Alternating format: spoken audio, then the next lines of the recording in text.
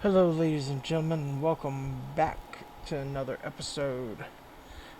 Today we pick up where we left off on Monday. I know today's Wednesday. Last night a storm blew through and knocked out the power. I wasn't able to get on the computer at all. Um, didn't come back on until late.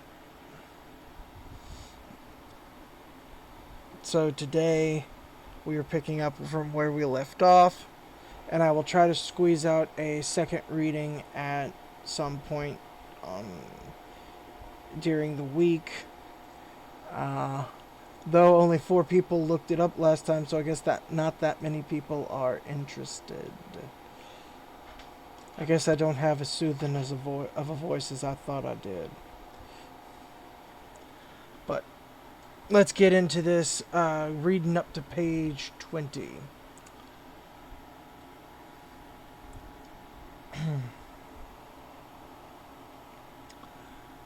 Well, I wanted to sell the plantations. I never wanted to see the house or the oratory again. I leased them finally to an agency which would work them for me and manage things so I need never go there. And I moved my mother and sister to one of the townhouses in New Orleans. Of course, I did not escape my brother for a moment. I could think of nothing but his body rotting in the ground. He was buried in the St. Louis Cemetery in New Orleans, and I did everything to avoid passing those gates. But still, I thought of him constantly. Drunk or sober, I saw his body rotting in the coffin, and I couldn't bear it. Over and over I dreamed that he was at the head of the steps, and I was holding his arm, talking kindly to him, urging him back into the bedroom, telling him gently that I did believe him, that he must pray for me to have faith. Meantime, the slaves on Point de Lac, that was my plantation, had begun to talk of seeing his ghost in the gallery. And the overseer couldn't keep order. People in society asked my sister offensive questions about the whole incident, and she became a hysteric. She wasn't really an hysteric. She simply thought she ought to react that way. So she did. I drank all the time and was at home as little as possible. I lived like a man who wanted to die, who had no courage to do it himself. I walked black streets and alleys alone. I passed out in cabarets. I backed out of 2 duels more from apathy than cowardice, and truly wished to be murdered. And then I was attacked. It might have been anyone. And my invitation was open to sailors, thieves, maniacs, anyone. But it was a vampire. He caught me just a few steps from my door one night and left me for dead, or so I thought. You mean he sucked your blood? The boy asked. Yes, the vampire laughed. He sucked my blood. That is the way it's done.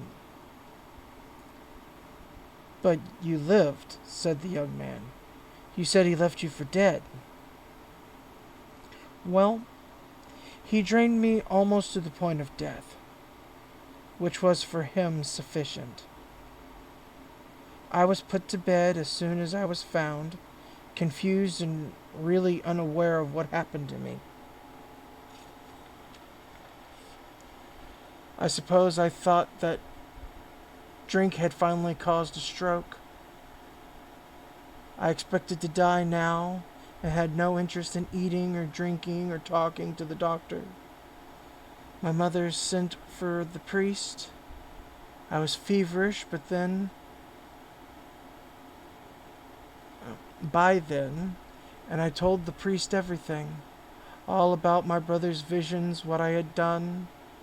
I remember I clung to his arm, making him swear over and over he would tell no one. I know I didn't kill him, I said to the priest finally. It's that I can't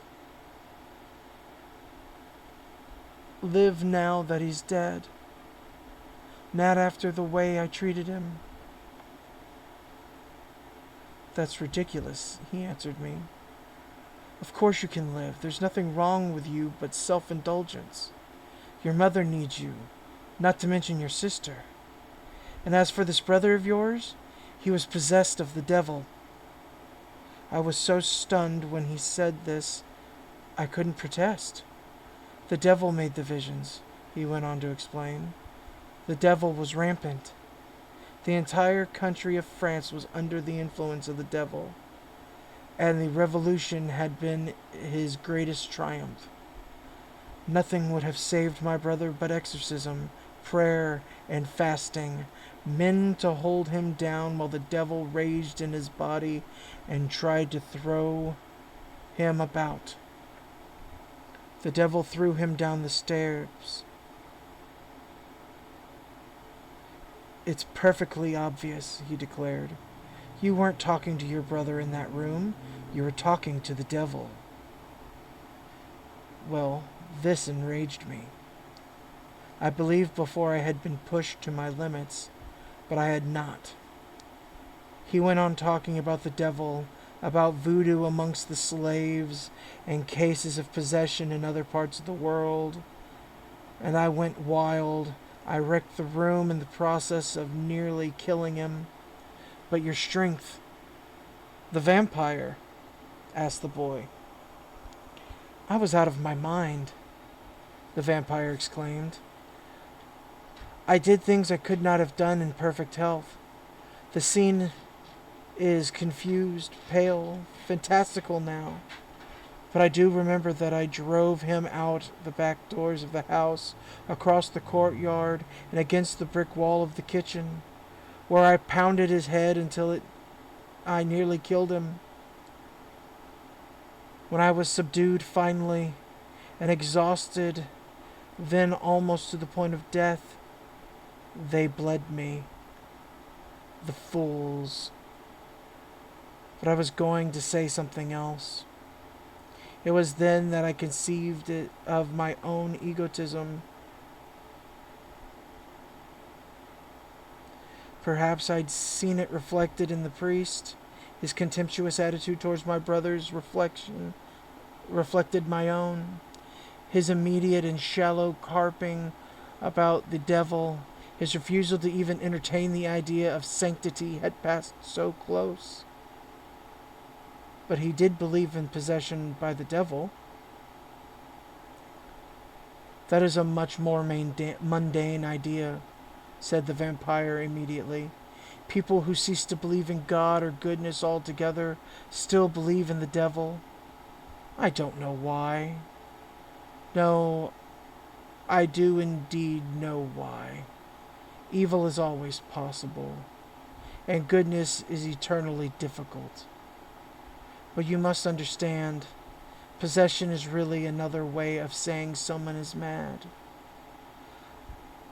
I felt it was for the priest. I'm sure he'd seen madness. Perhaps he had stood right over raving madness and pronounced it possession. You don't have to see Satan when he is exorcised, but to stand in the presence of a saint, to believe that the saint has seen a vision. No, it's egotism, our refusal to believe it could occur in our midst. I never thought of it in that way, said the boy. But what happened to you? You said they bled you to cure you. That must have nearly killed you. The vampire laughed. Yes, it certainly did. But the vampire came back that night. You see, he wanted Point du Lac, my plantation. It was very late after my sister had fallen asleep. I can remember it as if it were yesterday. He came in from the courtyard, opening the French doors without a sound. A tall, fair-skinned man with a mass of blonde hair and a graceful, almost feline quality to his movements. And gently he draped a shawl over my sister's eyes and lowered the wick of the lamp. She dozed there beside the basin, the cloth with which she'd bathed my forehead, and she never once stirred under the shawl until morning. But by that time I was greatly changed. That was this change? Asked the boy. The vampire sighed. He leaned back against the chair and looked at the walls. At first, I thought he was another doctor, or someone summoned by the family to try to reason with me. But his suspicion was removed at once. He stepped close to my bed and leaned down so that his face was in the lamplight. And I saw that he was no ordinary man at all. His gray eyes burned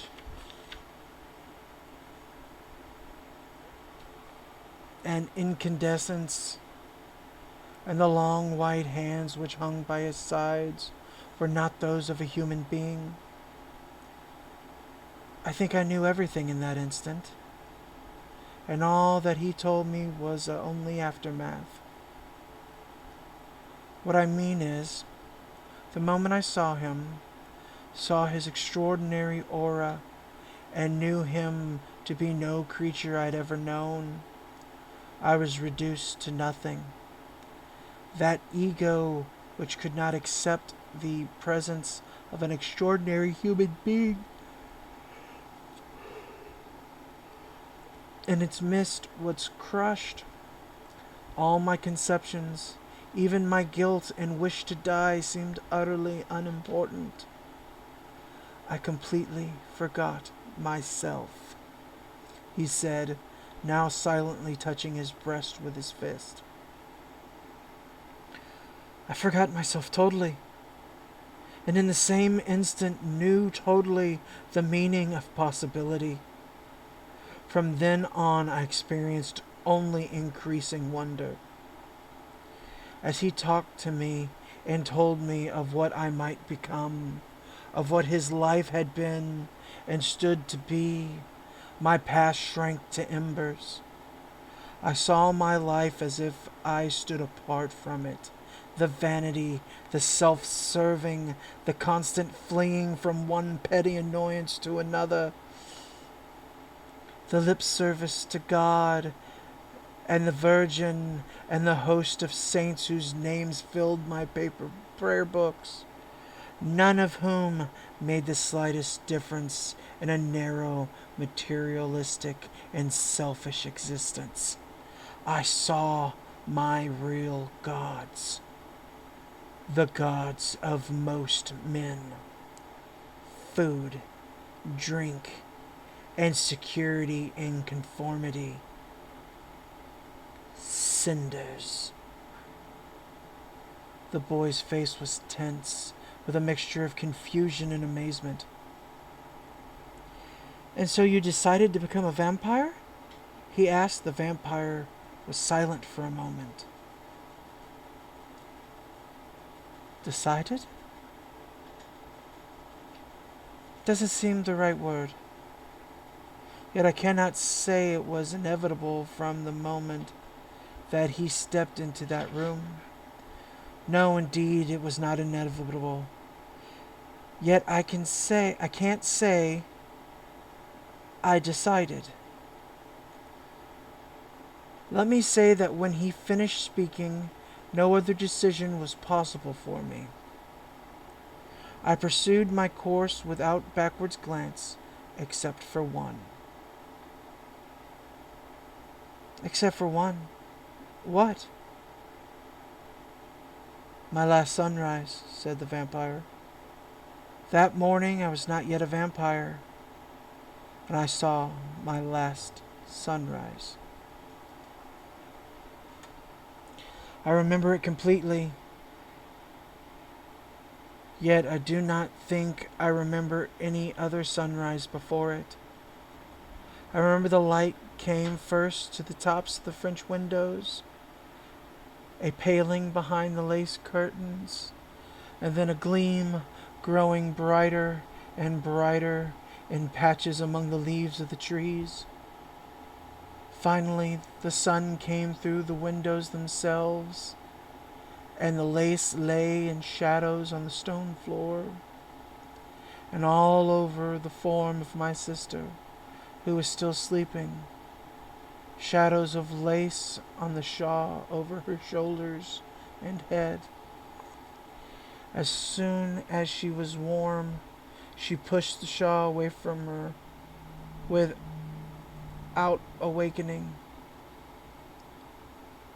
And then the sun shone full on her eyes, and she tightened her eyelids. Then it was gleaming on the table where she rested her head on her shoulders, and gleaming, blazing in the water in the pitcher. And I could feel it on my hands, on the counterpane, and on my face. I lay in the bed thinking about all the things the vampire had told me. And then it was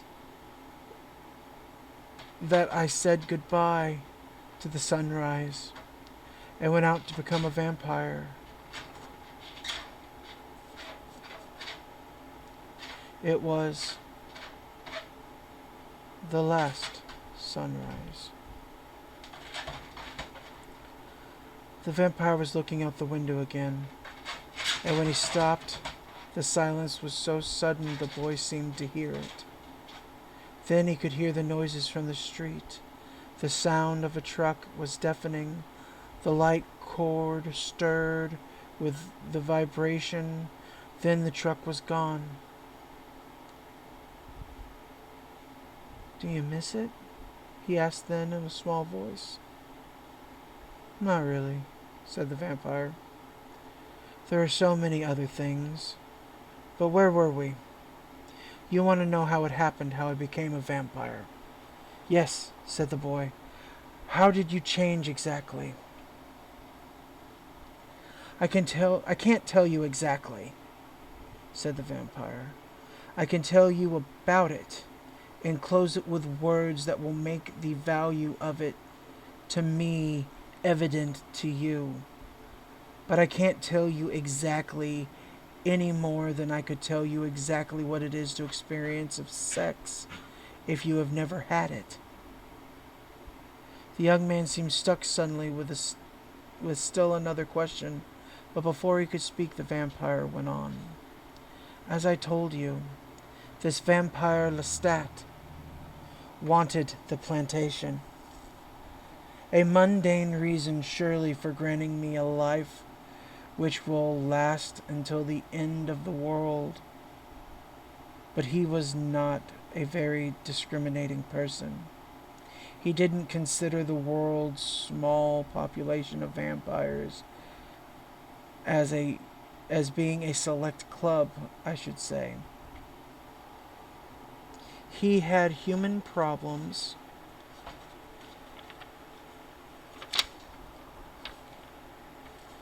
Oh, pages are stuck together. There we go.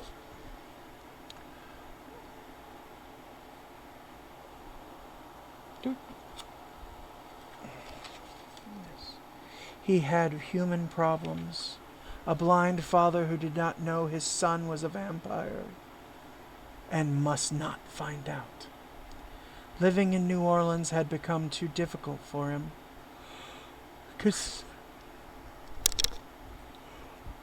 Considering his needs and the necessity to care for his father, he wanted Pointe du Lac. We went at once to the plantation the next evening, ensconced the blind father in the master bedroom. Ensconced. And I proceeded to make the change. I cannot say that it consisted in any one step, really, though one, of course, was the step beyond which I could make no return. But there were several acts involved. In the first, the death of the overseer. Lestat took him in his sleep. I was to watch and to approve, that is, to witness the taking of a human life as proof of my commitment and part of my change. This proved without a doubt the most difficult part for me. I've told you I had no fear regarding my own death, only a squeamishness about taking my life myself. But I had most high regard for the life of others, and a horror of death most recently developed because of my brother. I had to watch the overseer awake with a start, try to throw off Lestat with both hands, fail, then lie there struggling under Lestat's grasp, finally going limp, drained of blood, and die. He did not die at once. We stood in his narrow bedroom for the better part of an hour watching him die. Part of my change, as I said. Lestat would never have stayed otherwise. Then it was necessary to get rid of the overseer's body. I was almost sick from this. Weak and feverish already, I had little reserve, and handling the dead body with such a purpose caused me nausea. Lestat was laughing, telling me callously that I would feel so different once I was a vampire, that I would laugh too. He was wrong about that. I never laughed at death. No matter how often or regularly I am the cause of it. But let me take things in order. We had to drive up the river road until we came to open fields and leave the overseer there. We tore his coat, stole his money, saw to it his lips were stained with liquor. I knew his wife who lived in New Orleans, and knew the state of desperation she would suffer when the body was discovered. But more than sorrow for her, I felt pain that she would never know what had happened, that her husband had not been found drunk on the road by robbers. As we beat the body, bruising the face and shoulders, I became more and more aroused. Of course, you must realize that all of this time, the vampire Lestat was extraordinary. He was no more human to me than a biblical angel. But under this pressure, my enchantment with him was strained. I had seen him becoming a vampire in two lights. The first light was simply enchantment. Lestat had overwhelmed me on my deathbed. But the other light was my wish for self-destruction. My desire to be thoroughly damned. This was the open door through which Lestat had come on both the first and second occasion. Now I was not destroying myself, but someone else. The overseer, his wife, his family, I recoiled and might have fled from Lestat, my sanity thoroughly shattered, had not he sensed with an infallible instinct what was happening. Infallible instinct, the vampire mused. Let me say the powerful instinct of a vampire to whom even the slightest change in a human's facial expression is apparent as a gesture. Lestat had preternatural timing. He rushed me into the carriage and whipped the horses home. I want to die, I began to murmur. This is unbearable. I want to die. You have it in your power to kill me. Let me die. I refused to look at him, to be spellbound by the sheer beauty of his appearance. He spoke my name softly, laughing. As I said, he was determined to have the plantation. But would he have let you go? Asked the boy. Under any circumstances? I don't know. Knowing Lestat, as I do now, I would say he would have killed me rather than let me go. But this was what I wanted, you see. It didn't matter. No. This was what I thought I wanted. As soon as we reached the house, I jumped down out of the carriage and walked, a zombie, to the brick stairs where my brother had fallen. The house had been unoccupied for months now, the overseeing having his own cottage, and the Louisiana heat and damp were already picking apart the steps. Every crevice was sprouting grass and even small wildflowers.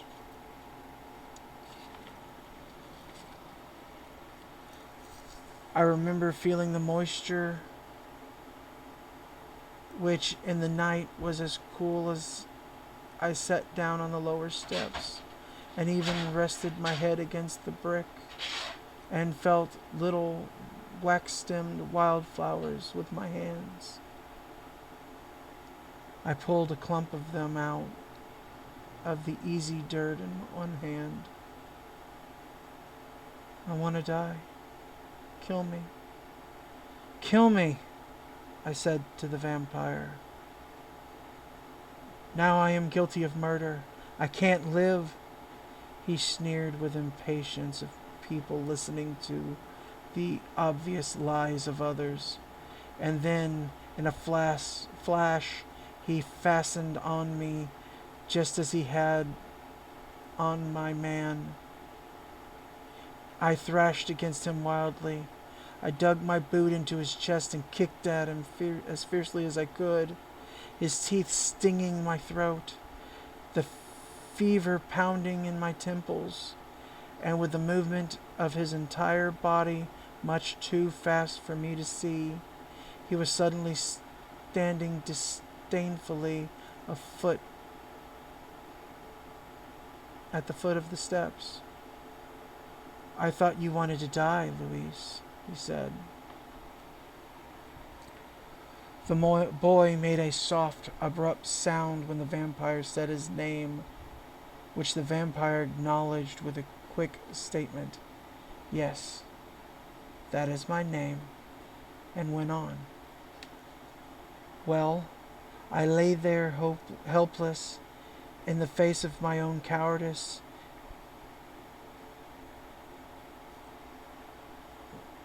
Fatausness?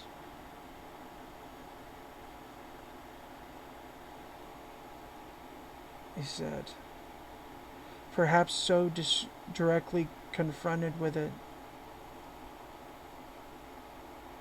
Fatuousness. There we go.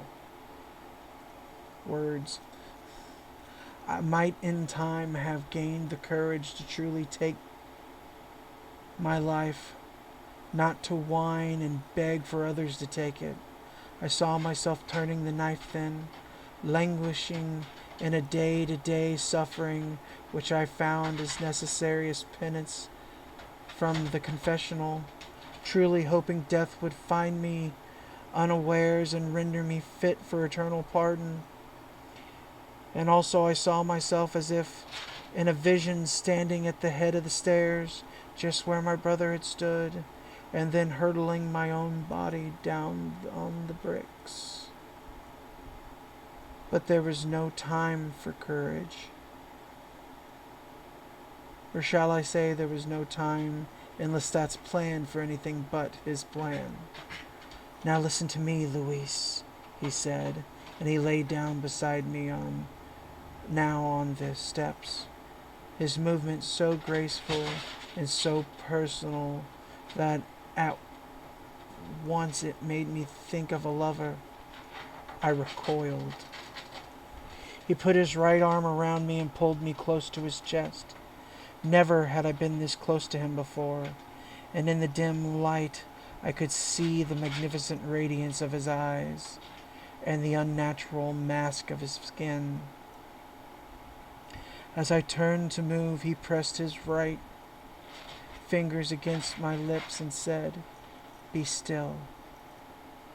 I'm going to drain you now to the very threshold of death, and I want you to be quiet, so quiet that you can almost hear the flow of blood through your veins, so quiet you can hear the flow of that same blood through mine. It is your consciousness, your will, which must keep you alive." I wanted to struggle, but he pressed so hard with his fingers that he held my entire prone body in check. And as soon as I stopped my abortive attempt at rebellion, he sank his teeth into my neck. The boy's eyes grew huge. He had drawn farther and farther back in his chair as the vampire spoke, and now his face was tense, his eyes narrow, as if he were preparing to weather a blow. "Have you ever lost a great amount of blood?" asked the vampire. "Do you know the feeling?" The boy's lips shaped the word "no," but no sound came out. He cleared his throat. "No," he said. Candles burned in the upstairs parlor where we had planned the death of the overseer. An oil lantern swayed in the breeze on the gallery. All of this light coalesced and began to shimmer, as though the golden presence hovered above me, suspended in the stairwell, softly entangled with the railings and curlings and contracting like smoke. "Listen. Keep your eyes wide," Lestat whispered to me, his lips moving against my neck. I remember that the movement of his lips raised the hair all over my body, sent a shock of sensation through my body that was not unlike the pleasure of passion. He mused, his right finger slightly curled beneath his chin, the first finger appearing to lightly stroke it. The result was that within minutes I was weak to paralysis. Panic-stricken, I discovered I could not even will myself to speak. Lestat still held me, of course, and his arm was like a weight of an iron bar. I felt his teeth withdraw with such a keenness that the 2 puncture wounds seemed enormous, lined with pain. And now he bent over my helpless head, and taking his right hand off me, bit his own wrist. The blood flowed down upon my shirt and coat, and he watched it with a narrow, gleaming eye. It seemed an eternity that he watched it, and that shimmer of light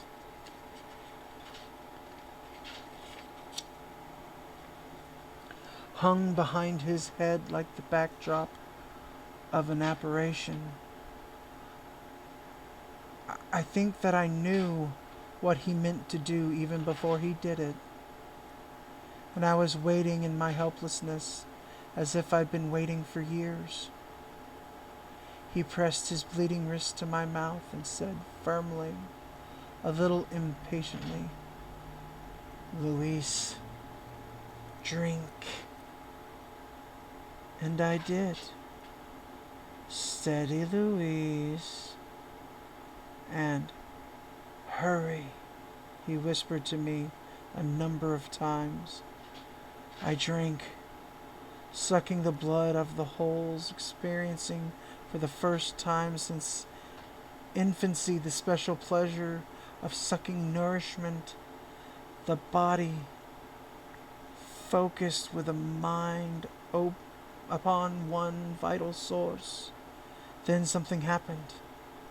The vampire set back, a slight frown on his face. "How pathetic it is to describe these things which can't truly be described," he said, his voice low, almost a whisper. The boy sat as if frozen.